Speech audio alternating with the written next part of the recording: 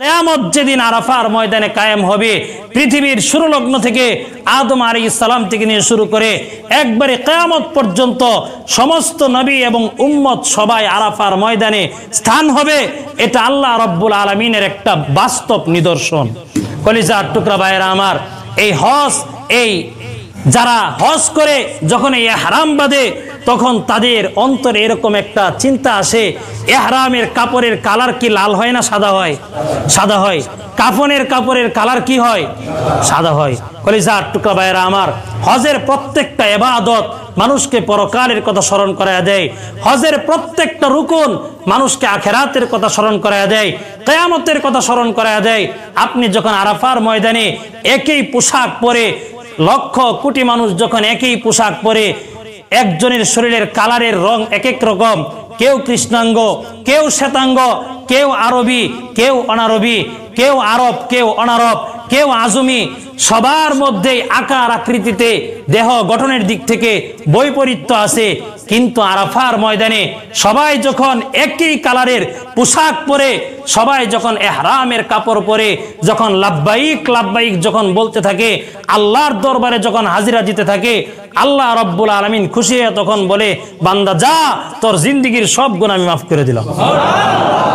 কলিজার টুকরা ভাইয়েরা আমার, এই আরাফার ময়দান এটা হলো হাসরের ময়দান।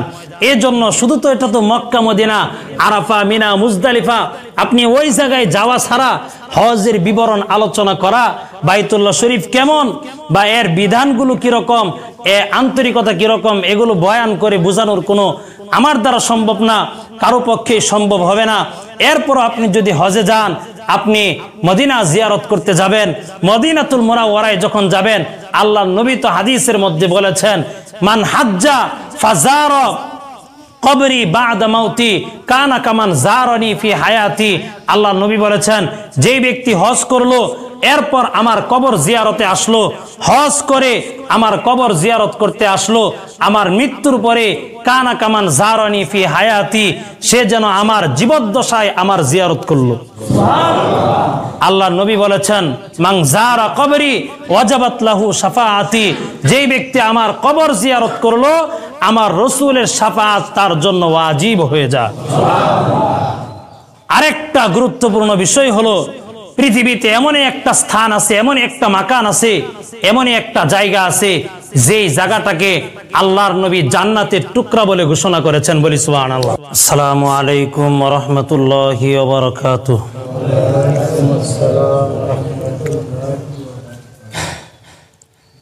আলহামদুলিল্লাহি নাহমাদুহু ওয়া নাস্তাঈনুহু ওয়া নাস্তাগফিরুহু ওয়া নু'মিনু বিহি ওয়া নাতাওয়াক্কালু আলাইহি ওয়া নাউযু বিল্লাহি মিন শুরুরি আনফুসিনা ওয়া মিন সাইয়্যাতি আ'মালিনা। মান ইয়াহদিল্লাহু ফালা মুদিল্লা লাহু ওয়া মান ইউদ্লিলহু ফালা হাদিয়া লাহু ওয়া নাশহাদু আল্লা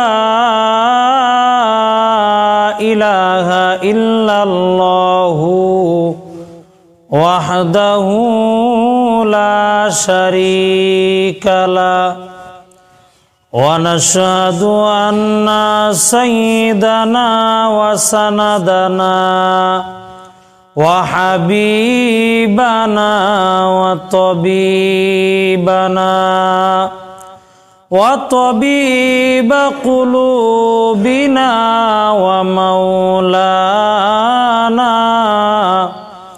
মুহাম্মাদান আবদুহু ওয়া রাসূলুহু الذي أرسله الله بالحق بشيرا ونذيرا وداعيا إلى الله بإذنه وسراجا وقمرا منيرا أما بعد فقد قال الله تعالى في كلام المجيد وفي فرقان الحميد أعوذ بالله من الشيطان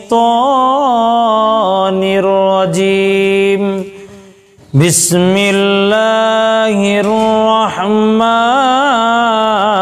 الرحيم ولله على الناس حج البيت من استطاع إليه سبيلا ومن كفر فإن الله غني عن العالمين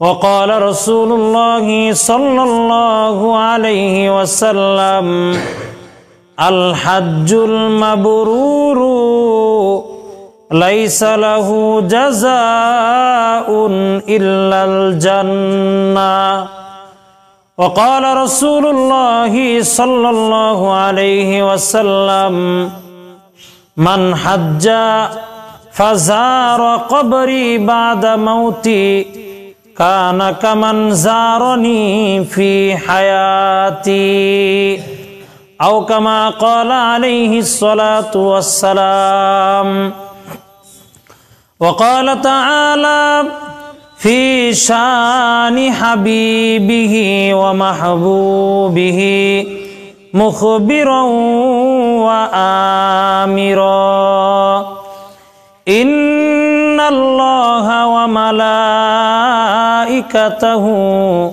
يصلون على النبي يا أيها الذين آمنوا صلوا عليه وسلموا تسليما اللهم صل على محمد وعلى آل محمد كما صليت على إبراهيم وعلى آل إبراهيم إنك حميد مجيد اللهم بارك على محمد وعلى آل محمد كما باركت على إبراهيم وعلى آل إبراهيم إنك حميد مجيد محترم মুআজ্জাজ মুসল্লিবৃন্দ, সর্বপ্রথম মহান আল্লাহ রব্বুল আলামিনের দরবারে শুকরগুজার হচ্ছি, যিনি অত্যন্ত দয়া করে, অত্যন্ত মায়া করে আজকের এই মুহূর্ত পর্যন্ত হায়াতকে প্রলম্বিত করে সুস্থ রেখে জিলহজ মাসের সলাতুল জুমায় উপস্থিতির তৌফিক দিয়েছেন। বিশ্ব মালিকের দরবারে মালিকের শিখানো ভাষায় অন্তরের অন্তঃকরণ থেকে আবেগ, ভক্তি, শ্রদ্ধা, মহাব্বত আর ভালোবাসা নিয়ে কালিমাতুশ শুকর আদায় করছি আলহামদুলিল্লাহ। রব্বানা লাকাল হামদ হামদান কাসীরা তাইয়্যিবা মুবারাকান ফীহি ইয়া রব্বি লাকাল হামদু কামা ইয়ানবাগি লিজালালি ওয়াজহিকা ওয়া আযীমি সুলতানিকা। সম্মানিত উপস্থিতি, ইসলামের মূল 5টি ভিত্তির মধ্যে অন্যতম একটি ভিত্তি হলো হজ্জে বাইতুল্লাহ। শাওয়াল, জিলকদ এবং জিলহজ এই 3 মাস হলো হজের মৌসুম। যদিও হজের ফরজিয়াতগুলো, হজের ওয়াজিবাতগুলো, হজের যাবতীয় বিধানগুলো জিলহজ মাসের 8 তারিখ থেকে শুরু হয় 12 তারিখে শেষ হয়ে যায়, 5 দিন লাগে। কিন্তু কোরআন আল কারিমে হজের মৌসুম ঘোষণা করেছে 3 মাসকে।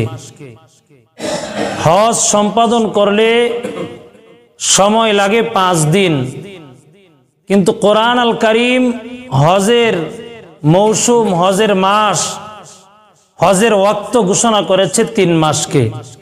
আল্লাহ রব্বুল আলামিন কোরআন আল কারিমে বলেন, আল হাজ্জু আশহুরুম মালুমাত, হজের নির্ধারিত কিছু মাস রয়েছে।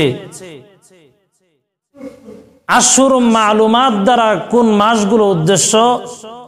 এই আয়াতের ব্যাখ্যায় আব্দুল্লাহ ইবনে উমর রাদিয়াল্লাহু তাআলা আনহু বলেন, নির্দিষ্ট মাসসমূহ দ্বারা উদ্দেশ্য হলো শাওয়াল, জিলকদ এবং জিলহজ মাসের প্রথম 10 দিন। বলি সুবহানাল্লাহ।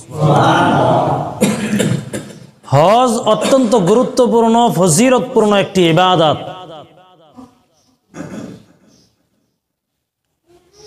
কারণ হজের মাধ্যমেই এমন কিছু ক্ষমার ঘোষণা আল্লাহ এবং আল্লাহ রসুল দিয়েছেন, যেরকম ক্ষমার ঘোষণা অন্য কোন ইবাদতের ক্ষেত্রে আল্লাহ এবং আল্লাহ রসুল দেন নাই। শরীয়তের 5টি মূল স্তম্ভের মধ্যে হজ এমনই একটা গুরুত্বপূর্ণ স্তম্ভ আর ইবাদতের নাম, যেই বিধান পালন করলে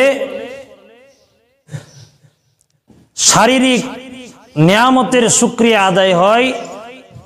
আল্লাহ তাআলা বান্দাকে যেই অর্থনৈতিক নিয়ামত দান করেন, সেই নিয়ামতের শুকরিয়াও আদায় হয়। নামাজ পড়লে আল্লাহ তাআলা আপনাকে যেই জানের শক্তি দিয়েছেন, এই নিয়ামতের শুকরিয়া আদায় হবে, কিন্তু অর্থনৈতিক নিয়ামতের শুকরিয়া আদায় হবে না। কারণ নামাজ পড়লে অর্থ খরচ হয় না, টাকা লাগে না। কিন্তু হজ যে বাইতুল্লাহ এমন একটা ইবাদত, এই ইবাদত করলে যেরকম শারীরিক কষ্ট সহ্য করতে হয়, সাধারণ শারীরিক কষ্ট না, যারা হজ করেছেন তারা এটা জানবেন। আল্লাহ নবী বলেছেন, আল হাজ্জু আল আজ্জু, হজ হলো কষ্টকর। আল্লাহ নবী বলেছেন, বাস্তবিক পক্ষে হজ অত্যন্ত কষ্টকর একটি ইবাদতের নাম। তো হজ্জে বাইতুল্লাহ আদায় করলে যেইভাবে শারীরিক নিয়ামতের শুকরিয়া আল্লাহর দরবারে গৃহীত হয়, তদ্রূপ অর্থনৈতিক নিয়ামতের শুকরও আল্লাহর আদায় হয়ে যায়।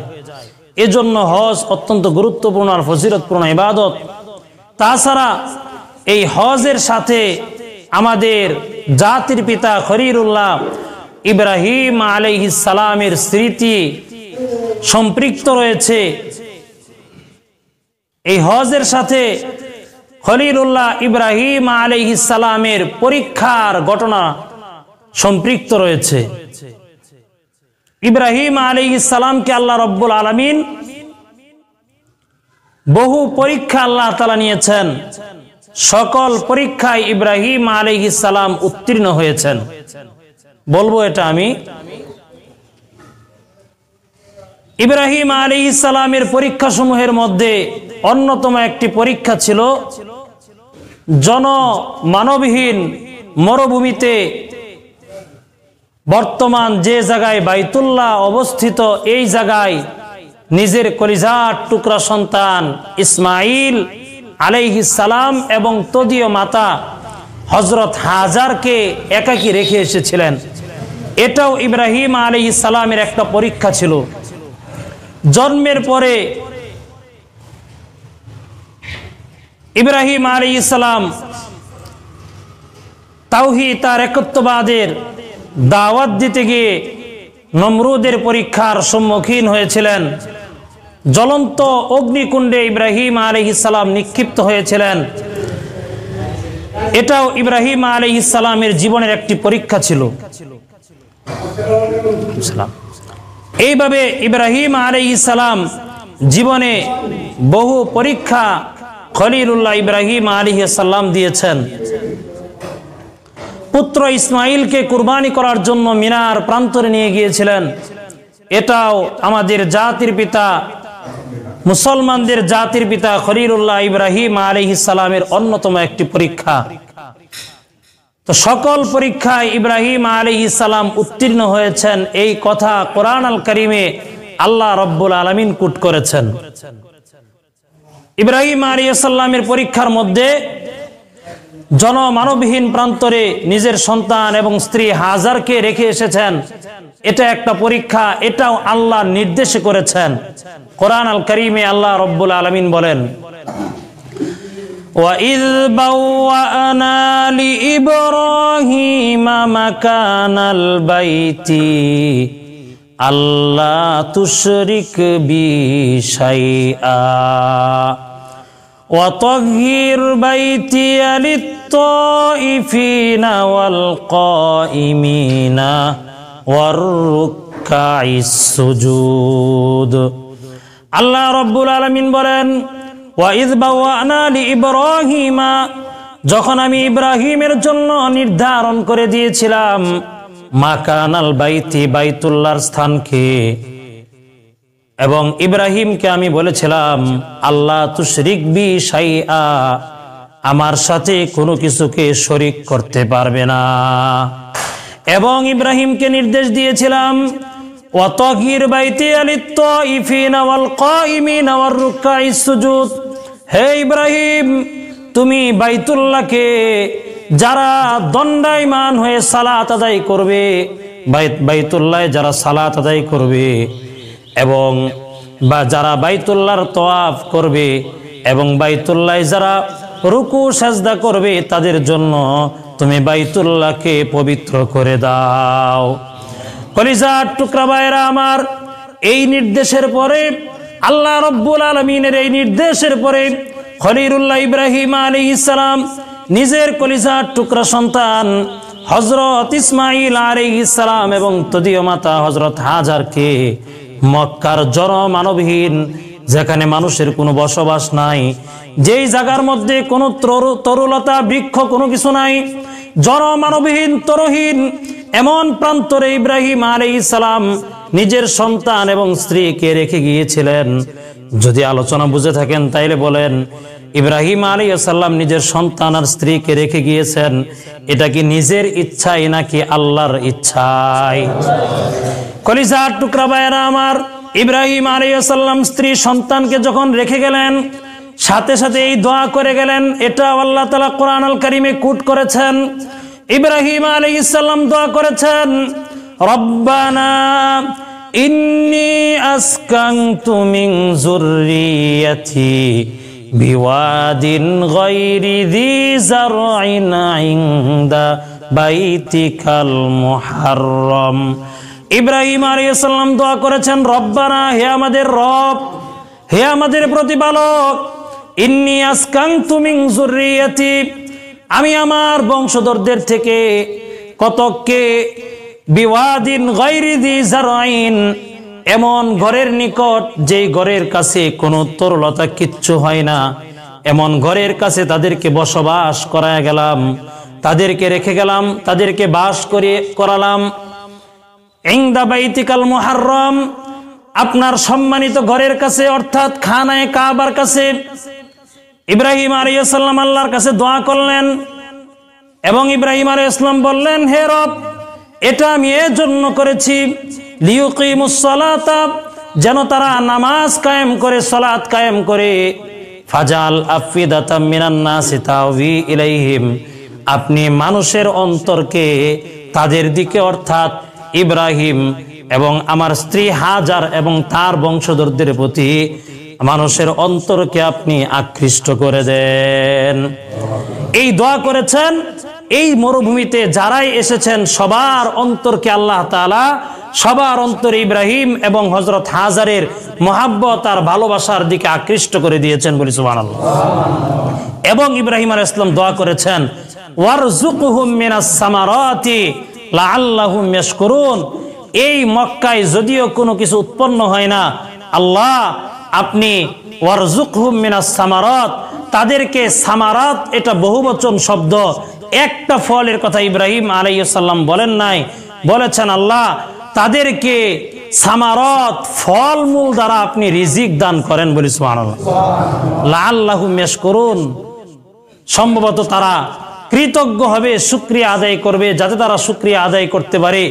ইব্রাহিম আলাইহিস সালামের এই দোয়া আল্লাহ এতই কবুল করেছেন, এখনো পর্যন্ত যদিও মক্কা এবং মক্কার আশেপাশে কোনো ফল ফলাদির গাছ উৎপন্ন হয় না, কিন্তু 12 মাসেই সারা পৃথিবীতে যখন যেই ফল না পাওয়া যায়, সব সিজনেই সব সময় মক্কা নগরীতে ওই সব জাতীয় ফল পাওয়া যায়, বলি সুবহানাল্লাহ। এটা ইব্রাহিম আলাইহিস সালামের দোয়ার বরকত, ইব্রাহিম আলাইহিস সালামের দোয়ার বরকত। এবং যারা হজ উমরায় গিয়েছেন আপনারা দেখবেন মক্কা, মদিনা, তায়েফের ফলগুলো এত মিষ্ট হয়, আমাদের দেশের এই ফলগুলো এমন মিষ্ট হয় না। যেই ফলগুলো আমাদের দেশে হয় এই ফলগুলো সিজনে এরকম মিষ্টি হয় না, আন সিজনে মক্কা, মদিনা এবং তায়েফের ফলগুলো যেই মিষ্টতা হয়, বলি সুবহানাল্লাহ। এটা ইব্রাহিম আলাইহিস সালামের দোয়ার বিনিময়। ইব্রাহিম আলাইহিস সালাম এর এই দোয়া আল্লাহ তাআলা কবুল করেছেন। শুধু দোয়া কবুল করে আল্লাহ তাআলাও জবাব দিয়েছেন। আল্লাহ বলেন, وَإِذْ جَعَلْنَا الْبَيْتَ مَثَابَةً لِلنَّاسِ وَأَمْنًا وَاتَّخِذُوا مِن مَّقَامِ إِبْرَاهِيمَ مُصَلًّى। আল্লাহ রাব্বুল আলামিন ইব্রাহিম আলাইহিস সালামের এই দোয়ার প্রেক্ষিতে আল্লাহ রাব্বুল আলামিন বললেন, وَإِذْ جَعَلْنَا الْبَيْتَ مَثَابَةً لِلنَّاسِ وَأَمْنًا। হে খলিল, আপনার দোয়ার বিনিময়ে এই খানায় কাবার চারপাশকে, মক্কা নগরীকে আমি আল্লাহ গোটা পৃথিবীর কেন্দ্রবিন্দু বানায়া দিলাম, বলি সুবহানাল্লাহ। গোটা পৃথিবীর কেন্দ্রবিন্দু আল্লাহ তাআলা এই মক্কা নগরীকে বানিয়ে দিয়েছেন, বাইতুল্লাহকে আল্লাহ তাআলা বানিয়ে দিয়েছেন। শুধু তাই না, ওয়া আমনা, এবং আমি আল্লাহ এই মক্কা নগরীকে নিরাপত্তার স্থান হিসাবে ঘোষণা দিয়ে দিলাম, বলি সুবহানাল্লাহ। ওয়াত্তাখিযু মিন মাকামি ইব্রাহিম মুসাল্লা, তোমরা মাকামে ইব্রাহিমকে নামাজের স্থান হিসেবে গ্রহণ করে নাও। এজন্যই হাজী সাহেবরা যখন হজ করতে যায় তখন যেই জায়গাটুকু মাকাম ইব্রাহিম, এই জায়গার মধ্যে একটু সালাত পড়ার চেষ্টা করে, যদিও সব সময় পড়া সম্ভব হয় না, দৌড়ে হাঁটার মধ্যে, তোয়াফের মধ্যে চলে যেতে হয়। এরপরে এই মাকামে ইব্রাহিম এটা দোয়া কবুলের একটা জায়গা, সালাত আদায় করার একটা জায়গা। কারণ আল্লাহ বলেছেন, ওয়াত্তাখিযু মিন মাকামি ইব্রাহিম মুসাল্লা, মাকামে ইব্রাহিমকে তোমরা মুসল্লা হিসেবে গ্রহণ করে নাও। এর দ্বারা বোঝা যায় মাকামে ইব্রাহিমে সালাত আদায় করলে অন্যান্য স্থানের চাইতেও যিনি অতি দ্রুত এবং বেশি মর্যাদা সহকারে সালাতকে কবুল করে নেন তিনি কে? শুধু তাই না, ওয়াহিদনা ইলা ইব্রাহিম ওয়া ইসমাঈলা আন তাগিরা বাইতিয়া লিত-তাইফিনা ওয়াল আকিফিনা ওয়ার রুকআইস সুজুদ। ইব্রাহিম আলাইহিস সালামকে আল্লাহ নির্দেশ দিলেন বাইতুল্লাহ নির্মাণ করার জন্য। নূহ আলাইহিস সালামের মহাপ্লাবনের সময় এই বাইতুল্লাহ একেবারে ধ্বংস হয়ে গিয়েছিল, এর কোনো চিহ্ন বাকি ছিল না। আল্লাহ তাআলা জিবরাইল আমিনকে পাঠিয়ে দিলেন, জিবরিল যাও, আমার খলিল তার সন্তানকে নিয়ে বাইতুল্লাহ পুনর্নির্মাণ করবে, আমার খলিলকে বাইতুল্লাহর চৌহদ্দিটা তুমি দেখায় দাও, বলি সুবহানাল্লাহ। ইব্রাহিম আলাইহিস সালাম বাইতুল্লাহ নির্মাণ করলেন। বাইতুল্লাহ নির্মাণ করার পরে এই জনমানবহীন এই জায়গার মধ্যে কোনো মানুষের বসবাস নাই, এই বাইতুল্লাহ কে তওয়াফ করবে? আল্লাহ রাব্বুল আলামিন ঘোষণা দিলেন, হে খলিল, হে আমার খলিল, আপনি যেই বাইতুল্লাহ নির্মাণ করেছেন এই বাইতুল্লাহ তওয়াফকারীদের জন্য আপনি এলান করেন, আপনি ঘোষণা দেন। ইব্রাহিম আলাইহিস সালাম বললেন, এই জনমানবহীন মরুভূমিতে আমার ঘোষণা কে শুনবে? আমার ঘোষণা তো শুনবে না, আওয়াজ পৌঁছবে না। আল্লাহ রাব্বুল আলামিন বললেন, খলিল আপনি ঘোষণা দেন, ঘোষণা দেওয়ার মালিক আপনি, আওয়াজ পৃথিবীর প্রান্তে প্রান্তে পৌঁছায় দেওয়ার মালিক হলাম আমি আল্লাহ। কলিজার টুকরা ভাইয়েরা আমার, এটা আমার বক্তব্য বানানো কোনো কথা নয়। কোরআন আল কারীমের সূরা হজের মধ্যে আল্লাহ রাব্বুল আলামিন ঘোষণা করেন, ওয়াযিন ফিন্নাসি বিল হাজ্জি ইয়াতুকা রিজালা ওয়া আলা কুল্লি দামিরি ইয়াতিনা মিন কুল্লি ফাজ্জিন আমিক। আল্লাহ রাব্বুল আলামিন বললেন, খলিল আপনি ঘোষণা দেন, ওয়াযিন ফিন্নাস আপনি মানুষের মধ্যে ঘোষণা দেন, বিল হাজ্জি হজের ঘোষণা দেন, ইয়াতুকা রিজালান তারা পায়ে হেঁটে হেঁটে হজ করতে আসবে, ওয়া আলা কুল্লি দামিরি ইয়াতিনা মিন কুল্লি ফাজ্জিন আমিক এবং দূর দূরান্ত থেকে দুর্বল উষ্টিতে আরোহিত হয়ে তারা বাইতুল্লাহর হজ আদায় করতে আসবে। কলিজার টুকরা ভাইয়েরা আমার, আল্লাহ রাব্বুল আলামিন এই নির্দেশ দেওয়ার পরে খলিলুল্লাহ ইব্রাহিম আলাইহিস সালাম মাকাম ইব্রাহিমের মধ্যে দাঁড়িয়ে, অন্য রিওয়ায়াতের মধ্যে এসেছে মক্কার আবু কুবাইস পাহাড়ের উপর দাঁড়িয়ে ডানের কানের মধ্যে আঙ্গুল দিয়ে আঙ্গুলি কানে প্রবেশ করিয়ে ডানে বামে সামনে পিছনে ঘুরে ঘুরে ইব্রাহিম আলাইহিস সালাম মানুষের মধ্যে এলান দিয়েছেন। ইব্রাহিম আলাইহিস সালাম এলান দিয়েছেন, হে লোক সকল, আল্লাহ রব্বুল আলামিন তার গৃহ নির্মাণ করেছেন, বাইতুল্লাহ নির্মাণ করেছেন, তোমাদের উপর হজ্জে বাইতুল্লাহ ফরজ করেছেন। সুতরাং তোমরা আল্লাহর বিধান পালন করার জন্য বাইতুল্লাহর হজ আদায় করো। তাফসীরে ইবনে কাসিরের মধ্যে এসেছে খলিলুল্লাহ ইব্রাহিম আলাইহিস সালামের এই ঘোষণাকে আল্লাহ রব্বুল আলামিন পৃথিবীর পাহাড়ে পাহাড়ে প্রান্তে প্রান্তে আল্লাহ তাআলা সর্বত্রই ইব্রাহিমের এই এলানকে ধ্বনিত করেছেন। তখনকার সময়ে মায়ের পেটে যারা ছিল, আলমে আরওয়াহে রূহের জগতে যারা ছিল, দুনিয়াতে যারা ছিল, মায়ের পেটে যারা ছিল, ইব্রাহিম আলাইহিস সালামের এই আহ্বান শুনে, এলান শুনে যারাই লাব্বাইক বলেছে, যে যতবার লাব্বাইক বলেছে সে ততবার লাব্বাইক বলতে বলতে আরাফার ময়দানে হজ করার জন্য হাজির হবে। আর একটু জোরে কর না সুবহানাল্লাহ। যে যতবার লাব্বাইক বলেছে সে ততবার আল্লাহ তাআলা তাকে তৌফিক দিবে হজ পালন করার জন্য। মায়ের পেটে থেকে যারা লাব্বাইক বলেছে তারাও হজ করবে, যারা দুনিয়ায় থেকে লাব্বাইক বলেছে তারাও হজ করবে, আলমে আরওয়াহে রূহের জগতে থেকে যারা লাব্বাইক বলেছে তারাও হজ করবে, বলি সুবহানাল্লাহ। কলিজার টুকরা ভাইয়েরা আমার, হজ তো অত্যন্ত লম্বা দীর্ঘ একটা আলোচনার বিষয়। সময় শেষ, আর মাত্র 5 মিনিট বাকি আছে। তীব্র গরমকে উপেক্ষা করে আপনারা ধৈর্য সহকারে বয়ান শুনছেন, 1 মিনিটও বেশি বয়ান করব না। হজ এটা অত্যন্ত দীর্ঘ আলোচ্য একটা বিষয়ের নাম। এটা সংক্ষেপ কোনো জিনিস না, এটা শরীয়তের অন্যতম একটা স্তম্ভ। কলিজার টুকরা ভাইয়েরা আমার, আমি আপনাদেরকে একটা জিনিস বলি, কোরআন আল কারিমে কোন ইবাদতের নামে আল্লাহ তাআলা স্বতন্ত্র আলাদা সূরা নাজিল করেন নাই। একমাত্র কেবলমাত্র হজ এমন একটা ইবাদতের নাম, এই ইবাদতের নামে আল্লাহ তাআলা একটা আলাদা সূরা নাজিল করেছেন। আর একটু জোরে কোন সুবহানাল্লাহ। এমন কোন সূরা নাই, 114 সূরা আছে কোরআন শরীফের মধ্যে, সূরাতুস সালাত নামে কোন সূরা নাই, নামাজ বিষয়ে আলাদা কোন সূরা নাই, সূরাতুস সাওম রোজা বিষয়ে আলাদা কোন সূরা নাই, সূরাতুজ যাকাত যাকাত বিষয়ে আলাদা কোন সূরা নাই। কিন্তু কোরআন আল কারীমের 17 নম্বর পারার মধ্যে একটা সূরা আছে, এই সূরাটার নাম হলো সূরাতুল হজ্জ, বলি সুবহানাল্লাহ। এর মানে বোঝা যায় এই ইবাদতের নামে আল্লাহ তাআলা এই হজ নামক সূরা আল্লাহ তাআলা নাজিল করেছেন। এরপরে দেখেন এখানে আরো কথা আছে। সূরা হজ অনেক লম্বা দীর্ঘ একটা সূরা, আধা পারার চাইতে উপরের একটা সূরা। এই সূরার মধ্যে আল্লাহ তাআলা পুরা আধা পারায় 10-11 পৃষ্ঠায় আল্লাহ তাআলা হজ সম্পর্কে আলোচনা করেন নাই। মাত্র আধা পৃষ্ঠার মধ্যে আল্লাহ তাআলা হজ সম্পর্কে আলোচনা করেছেন। বাকি পুরা সূরার মধ্যে আল্লাহ তাআলা কিয়ামত বিষয়ে আলোচনা করেছেন।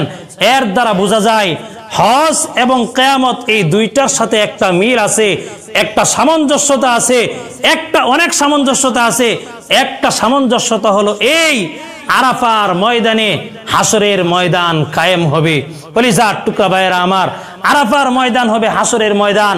আজ থেকে 100 বছর পূর্বে যখন 2-1 লাখ মানুষ হজ করত, 50,000 মানুষ হজ করত, তখনও আরাফার ময়দান ভরে যেত। এখন কয়েক কোটি মানুষ হজ করে, এরপর আরাফার ময়দানে স্থান সংকলিত হয়। এমন হয় না যে আরাফার ময়দানে আর জায়গা হয় না, অন্য জায়গায় তারা চলে যায়। কারণ উকুফে আরাফা এটা হজের একটা ফরজ। আরাফার ময়দানে আপনাকে অবস্থান করতেই হবে। এখন এই কোটি মানুষের মধ্যেও এই জায়গাটুকুর মধ্যেই কোটি মানুষের স্থান ধারণ সম্ভব হয়। এর মানে কি? এর মানে হলো কিয়ামত যেদিন আরাফার ময়দানে কায়েম হবে, পৃথিবীর শুরু লগ্ন থেকে আদম আলাইহিস সালাম থেকে নিয়ে শুরু করে একবারে কিয়ামত পর্যন্ত সমস্ত নবী এবং উম্মত সবাই আরাফার ময়দানে স্থান হবে। এটা আল্লাহ রাব্বুল আলামিনের একটা বাস্তব নিদর্শন। কলিজার টুকরা ভাইয়েরা আমার, এই হজ, এই যারা হজ করে যখন এই ইহরাম বাঁধে তখন তাদের অন্তরে এরকম একটা চিন্তা আসে, ইহরামের কাপড়ের কালার কি লাল হয় না সাদা হয়? সাদা হয়। কাফনের কাপড়ের কালার কি হয়? সাদা হয়। কলিজার টুকরা ভাইয়েরা আমার, হজের প্রত্যেকটা ইবাদত মানুষকে পরকালের কথা স্মরণ করায়া দেয়। হজের প্রত্যেকটা রুকুন মানুষকে আখিরাতের কথা স্মরণ করায়া দেয়, কিয়ামতের কথা স্মরণ করায়া দেয়। আপনি যখন আরাফার ময়দানে একই পোশাক পরে, লক্ষ কোটি মানুষ যখন একই পোশাক পরে, একজনের শরীরের কালারের রং এক এক রকম, কেউ কৃষ্ণাঙ্গ, কেউ শ্বেতাঙ্গ, কেউ আরবি, কেউ অনারবি, কেউ আরব, কেউ অনারব, কেউ আজমি, সবার মধ্যেই আকার আকৃতিতে দেহ গঠনের দিক থেকে বৈপরীত্য আছে। কিন্তু আরাফার ময়দানে সবাই যখন একই কালারের পোশাক পরে, সবাই যখন ইহরামের কাপড় পরে, যখন লাব্বাইক লাব্বাইক যখন বলতে থাকে, আল্লাহর দরবারে যখন হাজিরা দিতে থাকে, আল্লাহ রাব্বুল আলামিন খুশি হয়ে তখন বলে, বান্দা যা, তোর জিন্দেগীর সব গুনাহ আমি মাফ করে দিলাম। কলিজার টুকরা ভাইয়েরা আমার, এই আরাফার ময়দান এটা হলো হাসরের ময়দান। এই জন্য শুধু তো এটা তো Mecca Medina, Arafah, Mina, Muzdalifah, আপনি ওই জায়গায় যাওয়া ছাড়া হজের বিবরণ আলোচনা করা, বাইতুল্লাহ শরীফ কেমন বা এর বিধানগুলো কিরকম, আন্তরিকতা কিরকম, এগুলো বয়ান করে বোঝানোর কোনো আমার দ্বারা সম্ভব না, কারো পক্ষে সম্ভব হবে না। এরপর আপনি যদি হজে যান, আপনি মদিনা জিয়ারত করতে যাবেন, মদিনাতুল মুনাওয়ারায় যখন যাবেন, আল্লাহর নবী তো হাদিসের মধ্যে বলেছেন, মান হাজ্জা ফাজারা কবরি বাদা মাউতি কানা কামান জারানি ফি হায়াতি। আল্লাহর নবী বলেছেন, যেই ব্যক্তি হজ করলো, এরপর আমার কবর জিয়ারতে আসলো, হজ করে আমার কবর জিয়ারত করতে আসলো, আমার মৃত্যুর পরে কানা কামান জারানি ফি হায়াতি, সে যেন আমার জীবদ্দশায় আমার জিয়ারত করলো। আল্লাহ নবী বলেছেন, মান জারা কবরি ওয়াজাবাত লাহু শাফাআতি, যেই ব্যক্তি আমার কবর জিয়ারত করলো, আমার রাসূলের শাফাআত তার জন্য ওয়াজিব হয়ে যায়। আরেকটা গুরুত্বপূর্ণ বিষয় হলো, পৃথিবীতে এমনই একটা স্থান আছে, এমন একটা মাকান আছে, এমনই একটা জায়গা আছে, যেই জায়গাটাকে আল্লাহর নবী জান্নাতের টুকরা বলে ঘোষণা করেছেন। বলি সুবহানাল্লাহ। এই জায়গা দুনিয়ার অন্য কোথাও গেলে এই জায়গা দেখা সম্ভব না। এই জায়গাটা হলো, আল্লাহর নবী বলেছেন, মা বাইনা বাইতি ওয়া মিম্বারি রাউদাতুম মিন রিয়াদিল জান্নাহ ওয়া মিম্বারি আলা হাউদি। আল্লাহর নবী বলেছেন, মা বাইনা বাইতি ওয়া মিম্বারি, আমার ঘর আর আমার মিম্বর। আমার ঘর বলতে এখন আল্লাহ রসুল যে জায়গায় শায়িত, আল্লাহ রসুলের মাকবারা, আল্লাহ রসুলের রওজা যে জায়গায়, এটা হলো আল্লাহ নবীর ঘর। আল্লাহ নবী বলেন, মা বাইনা বাইতি ওয়া মিম্বারি, আমার ঘর আর আমার মিম্বর, অর্থাৎ যেই মিম্বরে দাঁড়িয়ে আল্লাহর নবী খুতবা দিতেন, এই ঘর এবং মিম্বরের এই মাঝখানের এই জায়গাটুকু রাউদাতুম মিন রিয়াদিল জান্নাহ, এটা জান্নাতের একটা টুকরা। আল্লাহ নবী বলেছেন, ওয়া মিম্বারি আলা হাউদি, আর আমার মিম্বরটা, আমার মিম্বর হাউজে কাউসারের উপর স্থাপিত। যেই হাউজে কাউসার কিয়ামতের ময়দানে, হাসরের ময়দানে উম্মতকে আল্লাহর নবী পান করাবেন। যেই ব্যক্তি একবার পান করবে, লাম ইয়াজমা আবাদা। তিরমিজির হাদিসের মধ্যে এসেছে, জান্নাতে প্রবেশ করা পর্যন্ত তার আর পিপাসা লাগবে না। কলিজার টুকরা ভাইয়েরা আমার, এই হজের মাস শুরু হয়েছে। এছাড়া হজের আরো অনেক ফজিলত আছে। আল্লাহ নবী বলেছেন, আল হাজ্জুল মাবরুরু লাইসা লাহু জাযাউন ইল্লাল জান্নাহ। মাকবুল হজের, কবুল হজের একমাত্র বিনিময় হলো জান্নাত। আল্লাহ নবী বলেছেন, মান হাজ্জা লিল্লাহ ফালাম ইয়ারফুস ওয়ালাম ইয়াফসুক রাজাআ কায়াউমি ওয়ালাদাতহু উম্মু। আল্লাহ নবী বলেছেন, এই হাদিস বলে আমার আলোচনা শেষ। আল্লাহ নবী বলেছেন, যেই ব্যক্তি আল্লাহর জন্য হজ করে, ভাই কার জন্য? আলহাজ বলার জন্য না আল্লাহর জন্য? আল্লাহর জন্য। আলহাজ বলার জন্য না, নিজের নামের আগে হাজি লেখার জন্য না, নিজের নামের আগে আলহাজ লেখার জন্য না। এক ব্যক্তিকে আমি দেখলাম, সে হজ করে আসার পরে তার দোকানের নেম প্লেট পরিবর্তন করছে। আমি জিজ্ঞেস করলাম, চাচা এটা পাল্টান কেন? আপনার দোকান তো নাম ঠিকই আছে। বলে ঠিক আছে হুজুর, নাম ঠিক আছে, এটা দোকানের নাম ঠিকই আছে, স্থানও ঠিক আছে, কিন্তু সমস্যাটা হলো আমি তো আগে হাজি ছিলাম না, এখন তো হজ করে আসলাম। আগে আমার নামের আগে হাজি ছিল না, এখন আমার নামের আগে হাজি লাগাইতে হবে। এই জন্য এই পুরান সাইনবোর্ডটা বাদ দিয়ে দিলাম, নতুন একটা সাইনবোর্ড লাগাইলাম। আপনারাই বলেন এই ব্যক্তির হজ আদায় হবে না? কলিজার টুকরা ভাইয়েরা আমার, এই জন্য আল্লাহ নবী বলেছেন মান হাজ্জা লিল্লাহ, যেই ব্যক্তি আল্লাহর জন্য হজ করবে, দুইটা শর্ত, ফালাম ইয়ারফুস ওয়ালাম ইয়াফসুক, সেই হজ পালনকারীর অবস্থায় স্ত্রীর সাথে সম্ভোগে লিপ্ত হতে পারবে না, এরপর কোনো গুনাহের কাজে লিপ্ত হতে পারবে না। আল্লাহ নবী বলেছেন রাজাকা ইয়াউমি ওয়ালাদাতহু উম্মুহু, সেই হজ করে এমত অবস্থায় ঘরে ফিরে আসবে, বাড়ি ফিরে আসবে, কায়াউমিন ওয়ালাদাতহু উম্মুহু, তার মা যেদিন তাকে ভূমিষ্ঠ করেছিল ওই দিন যেরকম মাসুম ছিল, নিষ্পাপ ছিল। কেউ যদি আল্লাহর জন্য হজ করে, গুনাহ থেকে মুক্ত থেকে হালাল ইনকাম দিয়া কেউ যদি হজ করে খালেস নিয়তে, ওই ব্যক্তি মাসুম বাচ্চার মতো নিষ্পাপ হয়ে বাড়ি ফিরে আসে। আল্লাহ রব্বুল আলামিন আমাদের সকলের জন্য, আমাদের সকলকে হজ্জে মাবরুর নসিব করেন, সবাই বলে আমিন। আল্লাহ রব্বুল আলামিন আমাদের সকলকে বারবার মক্কা মদিনা, বারবার হজ এবং উমরা পালন করার তৌফিক দেন, সবাই বলে আমিন। ওয়া আখিরু দাওয়ানা আলহামদুলিল্লাহি।